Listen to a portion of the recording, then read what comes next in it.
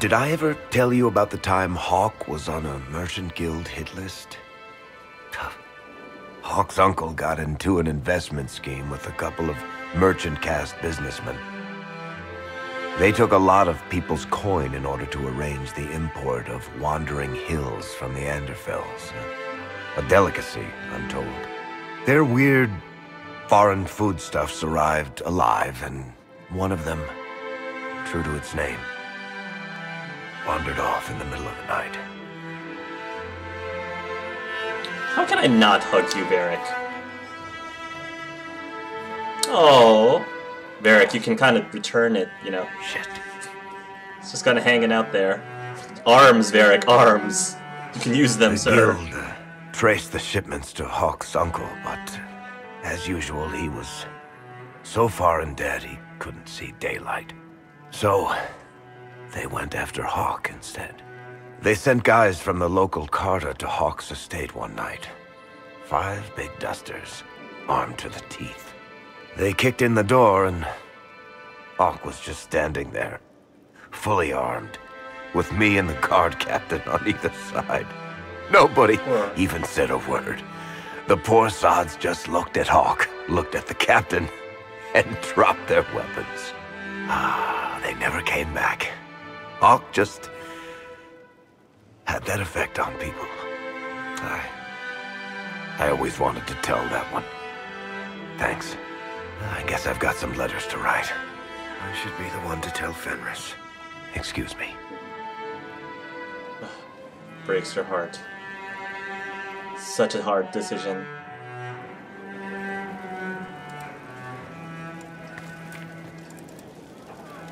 Sorry, I really need to write some letters. Another time, all right? Of course, Varric. Take all the time you need. I really need to write some letters. Another time.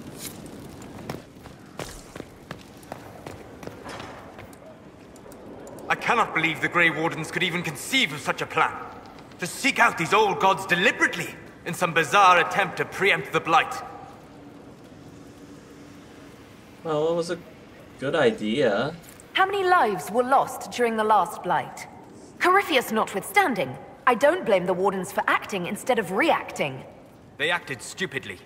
By trying to end the Blight forever? Yes. Would it have worked? Do you know? Did they? The fools who first unleashed the Blight upon this world thought they were unlocking ultimate power. Forgive me. The entire idea is unnerving. Understandable. So let's come back. We'll talk He's later. got nothing else to say. Goodbye. Yeah, he's still really angry. We'll just let him cool down a bit. Maybe we can have a friendly flirt with Dorian. Just a friendly flirt. You have remarkably little here on early Tevinter history. All these gifts to the Inquisition, and the best they can do is the Malefica Imperio. Trite propaganda. But if you want 20 volumes on whether Divine Galatea took a shit on Sunday, this is evidently the place to find it. And that's the Dorian I know, critiquing every book in my library. I wouldn't have to, if you could find some rebellious heretic archivist to join the cause. Are there well, rebellious we can recruit one archivists? next time. Other than you, that is. If Corypheus ever starts burning masterworks of literature, I'm sure a few will pop up. Did I see something by Genitivi here? I could have sworn. What is this about, Dorian? What else could it be about? What happened at Adamant, of course. We went into the Fade. Physically went in. Are you... all right?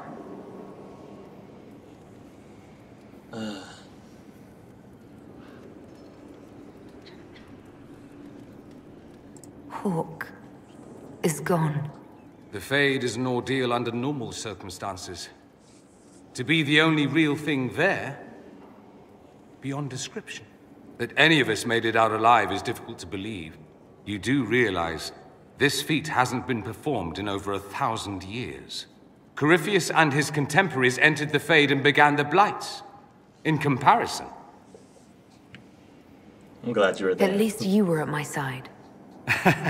No offense, but I'd almost rather I hadn't been. No sense of adventure? That's surprising. I've not your talent for survival. And not everyone is as discerning as I. If you can walk in the Fade, others will try to follow. Who knows what secrets Corypheus has revealed? Not all of them will be as lucky as you. What they could unleash. My advice? Keep this quiet. Let them speculate. Too many will see this as a challenge. Yeah, I agree. That's a good idea. There are enough idiots in the world who think if they just use enough blood magic, their problems will vanish.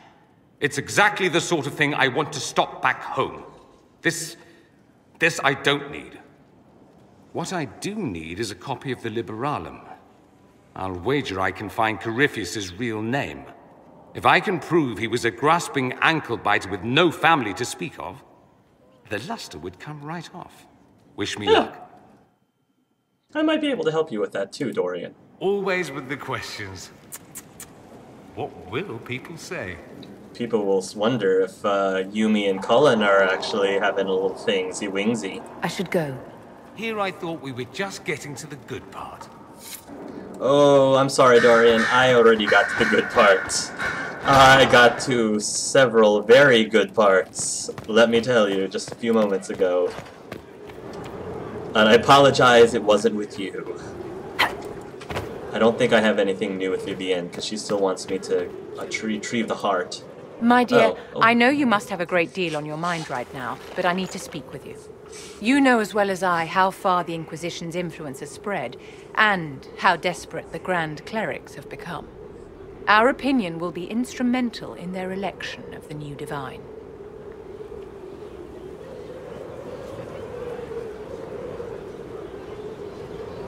They want Leliana and Cassandra as candidates.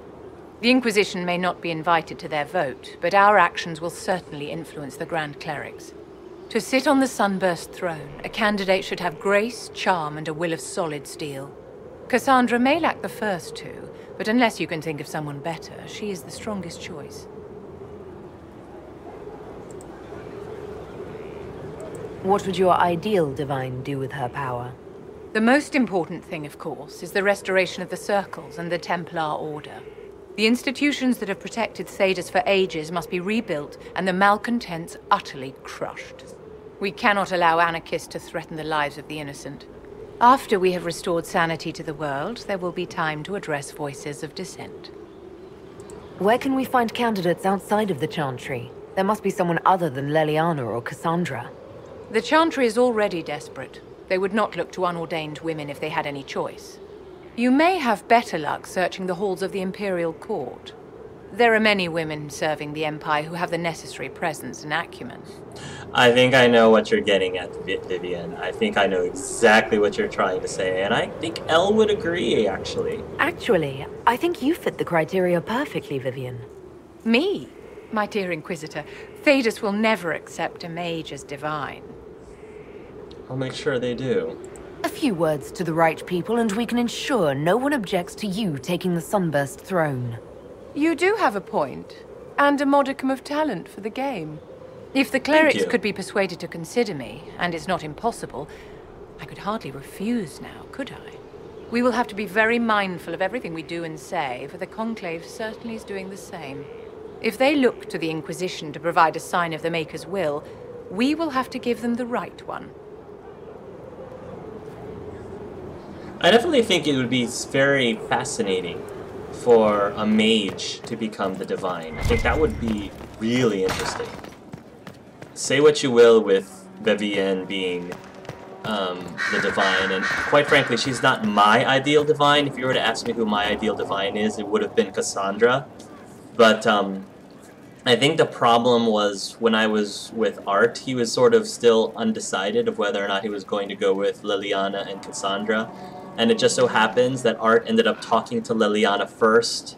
He ended up having the conversation about making people the Divine with Leliana first, and I think he said that he was considering supporting Leliana. And I think once he said that he was considering supporting Leliana, that automatically, like, prevented him, I think, from saying that he would support Cassandra. So I think the game made you essentially make up your mind at that point, depending on who you talk to about it first. So it just played out that Leliana ended up being my Divine, but I think looking back on it, Art would have probably preferred Cassandra to be the Divine, because I think Art saw more eye to eye with Cassandra, because remember, they were besties, they were best friends. Art and Cassandra got along really well, and I think they agreed with most things. Not that he wasn't friends with Liliana, and that he didn't, you know, agree with a lot of things that Liliana stood for and was going to do as the Divine, but I think that if it was up to him, he would have ultimately chose Cassandra, but the game didn't allow you to, like, take anything back, I suppose. So Liliana became the Divine, but I think, and not just any Liliana, but the hardened, crazy, not-so Liliana. But you know what? I think that'll make for a much more interesting fourth Dragon Age game, because it would be cool to start seeing some of the extreme. Hardened Liliana has some extreme changes, and for better or worse, she executes, she delivers. A lot of people died because of it, because anyone who sort of, I guess part of the reason why she was so effective is because anyone who dared to oppose her new radical views were taken care of. But it would be interesting to see, like, all the radical changes to the Chantry with Liliana in my next Dragon Age game Let's Play.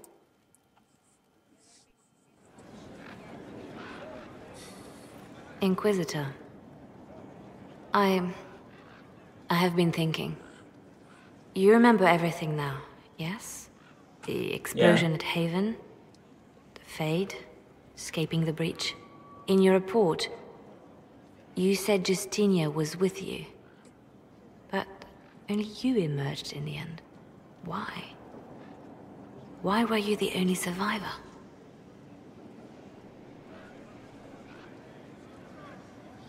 Demons tore her from me. I couldn't stop them. So you had no time to think, only to act. Her message to me. I failed you too. I'm not sure I understand what that means. Did you say anything else? Anything at all? Please, if you remember. I'm sorry, Liliana. That was it. There are no answers in the Fate. Only illusions. A warped mirror. Justinia has never failed me. I was her left hand. Now she's dead. I failed her. Well, let's not be hasty, Liliana. Speaking of which, there she is. I was like, where'd you go? You're right there. Liliana's so good at her stealthiness. A message from Divine Justinia.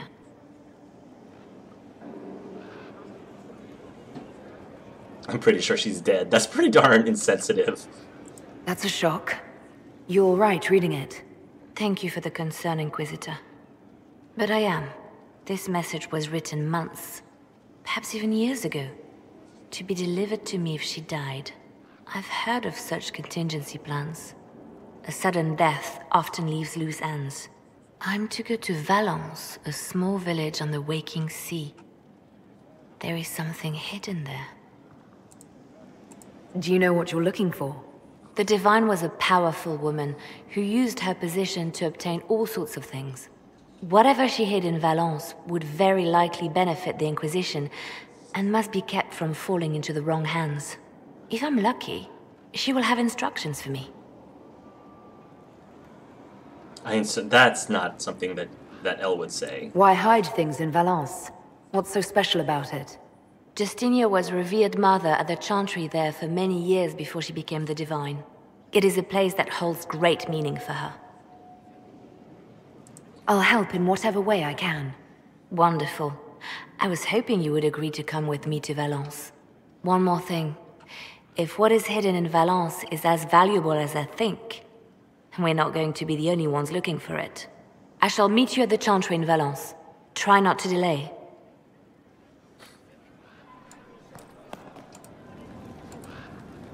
I expected the hero Ferelden to be at Adamant, but she was not with the other wardens. She studied the Blight after killing the Archdemon, and may know something that could help us. If you like, I can have agents look for her. Good idea. That sounds like a wise choice. I'll make preparations in the war room. Now, was there anything else? Anything I should know? Celine has cemented power in Orlais. Good, we need an ally like her.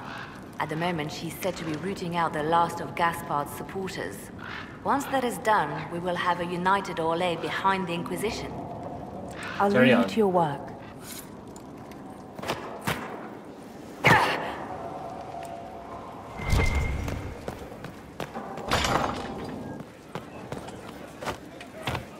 Oh, that's right. We have Judgment. We reached the climax. I think Elle reached the climax too, just a little while ago. And she wasn't the only one, let me tell you. You sent for me, Inquisitor. Knight Templar Delrin Barris, we've gathered to review your military service to the Inquisition. Oh, Sir Barris! You showed exceptional valor defending the people of Valkaline from Venatori, and broke a siege of demons in Ansburg.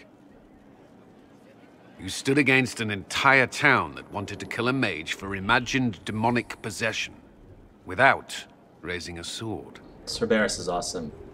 In thanks for your service and your help at Therenfall Redoubt, I endorse your promotion to Knight Commander of the Templar Order.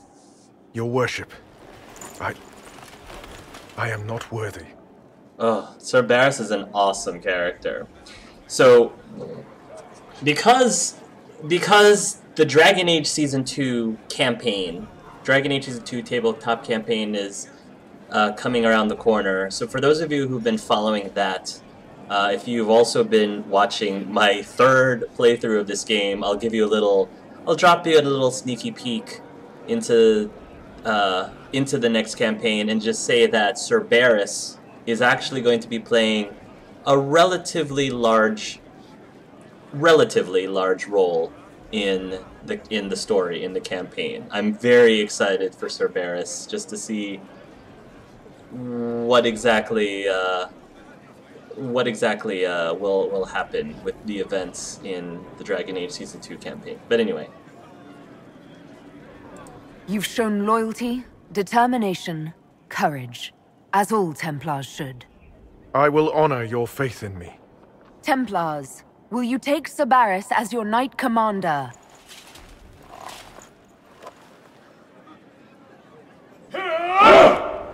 Nice. Oh, that's exciting. Promoting Barris. Quest completed. That's awesome. I love that they gave us the opportunity to do that and not just judge people from my throne. Could actually do Adamant's influence good continues, things. your worship. I submit Lord Livius Erimond of Virantium, who remains loyal to Corypheus. We found him alive, offering extreme resistance, likely because the Order will ask for his head. In more colorful terms. To say nothing of justice you might personally require for what was suffered in the Fade.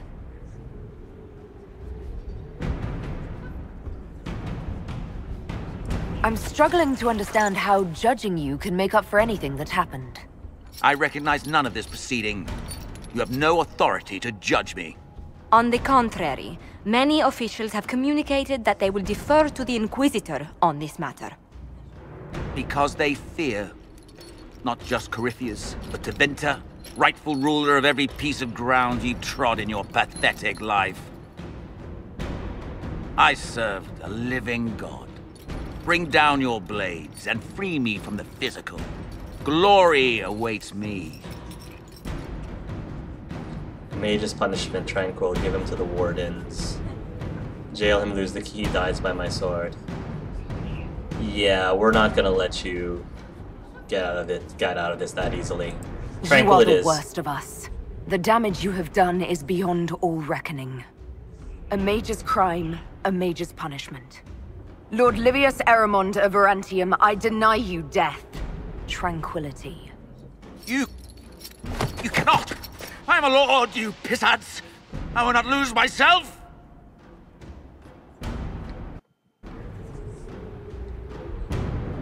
How could you Operation Available Judgment? So, like I said, Elle is very, she's very merciful, but Aramond, he Another didn't of the seem to be lingering sorry pains at of all. Adamant, your worship. Sir Ruth is Oh. a senior warden of the Order. She was one of the many who slit the throat of another to bind a demon. She does not contest this. In fact, she surrendered to us. She requests no mercy. She wants the public justice of the headman's axe. Yeah, Aramond was just not sorry at all, and he was basically spitting at us. And that means that there doesn't seem to be any redemption for this man. And so Elle thought he needed to be punished, and probably a merciful punishment. You could argue whether it was actually merciful. You could argue whether tranquility is more merciful than death itself. But I think in Elle's head, it's pretty merciful, because at least you get to live and be an actual contributor to society and be quote-unquote content or at peace or whatever.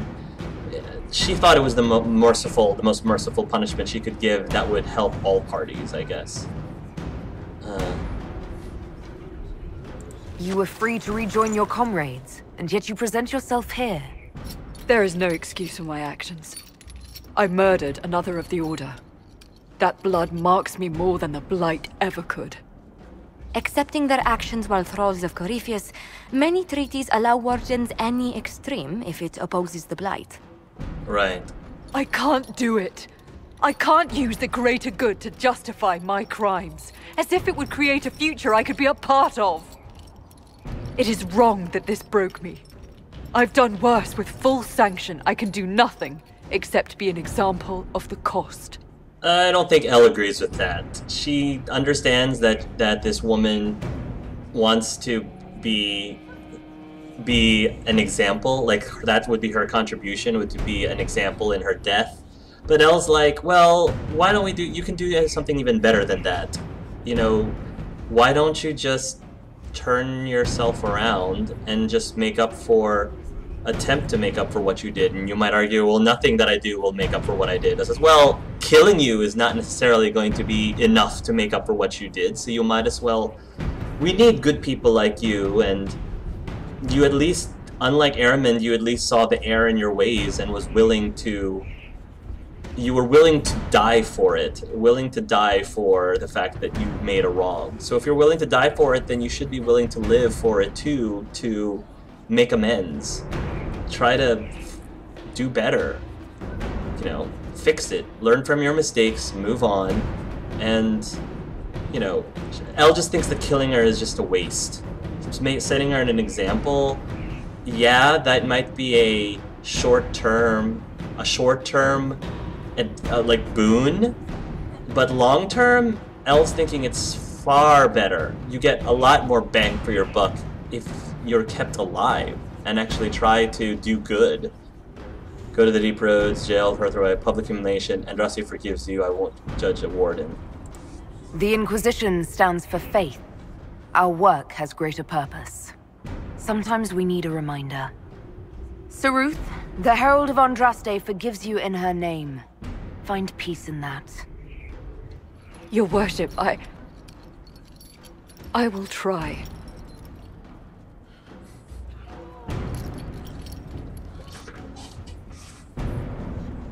You were sorry, unlike Aramond. So, go ahead and do Judgment, the good works of Sir Ruth operation available. That's awesome, awesome. So we've got a lot of really cool operations that came from our Judgment. That's why I love I love this system, how between the war table reacts to so many things that you do as an Inquisitor, no matter how big or small.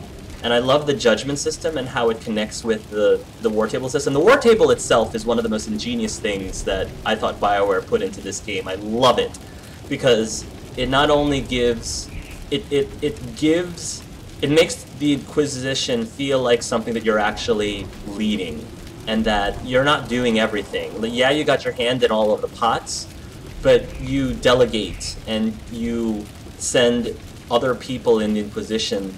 Everybody's doing their part, and you're helping them to guide them to do their part for the greater good of the Inquisition, and that's awesome. Even people that you judge. I love that aspect of this game.